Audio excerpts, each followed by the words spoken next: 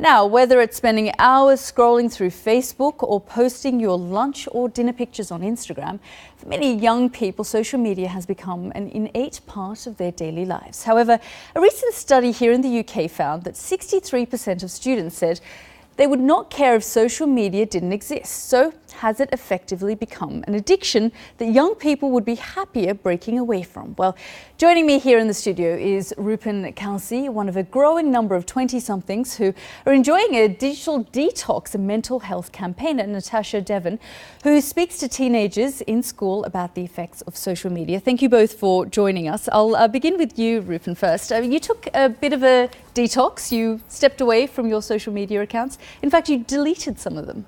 I deleted Instagram and Snapchat, and they're still gone. And I just use Twitter for my work and Facebook not really. So yeah, I guess the detox is still going. Still going. Why? Sort of kind of like what you said, I found it was becoming an addiction. I was getting up, having to get my daily fix of Instagram and Snapchat. And I began sort of thinking that I didn't want to be so available to people all the time, especially with Snapchat. And with Instagram, there are stories. There's pressure to let people know what you're doing all the time. I decided that I didn't really want that.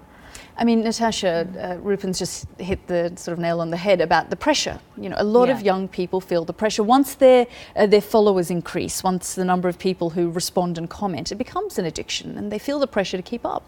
It's interesting, there's a study that shows that when we get a notification, we have a dopamine spike, which is what induces that kind of Pavlovian response. You want to jump on your phone straight away. And that might explain why the BBC found, in fact, in 2015, that half of 12 to 14-year-olds feel actively guilty if they don't answer their text messages and notifications straight away.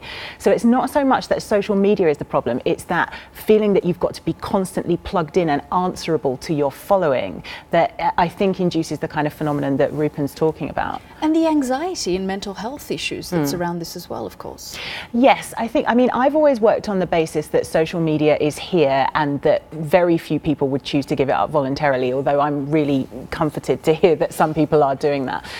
So I think it's important to emphasise that there are some benefits to social media and that a lot of people who are experiencing mental illness find a community of support, like-minded people that they can rely on social media as well.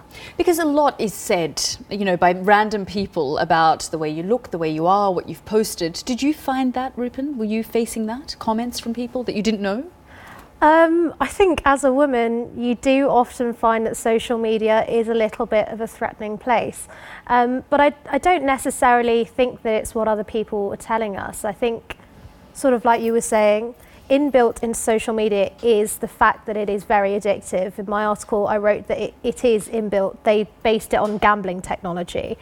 So I think it's getting rid of the addictiveness, but also what I found the most concerning was not that people were saying bad things or good things about me. It's the fact that with Instagram, you can see what everyone's doing and you can see that everyone's lives appear to be much better than yours, and sometimes you can look at it and sort of feel a little bit bad about yourself. And did you feel guilty coming off?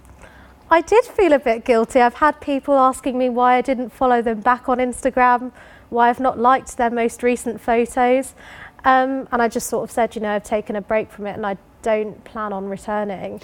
But it's about, as you say, creating that kind of support network, because as you say, it's here, so we have to live with it, as do parents with children on how to deal with abuse online, or you know, as Rupin was saying, that being a young woman, it would be quite challenging dealing with that kind of response from people. I think what social media does is it gives us the luxury to design our own social network, quite literally, so you can surround yourself with people who represent what you think are good values. Having said that, you are still comparing your reality with everyone else's highlights reel, and there is this phenomenon of feeling as though if you're doing nothing, if you're relaxing, that you're wasting time because everyone else is out there enjoying themselves, and also people not really fully investing in the moment. You know, there's a big resurgence at the moment in mental health of mindfulness, people trying to recapture that feeling of being present, and I definitely think that social media has robbed that from us to an extent. Is that what you feel, that now that you're off it, that you're actually enjoying the moment, your meal, rather than worrying about taking 500 pictures of the I try salad? to. I try to. It's not that I don't do it. Other people still do it.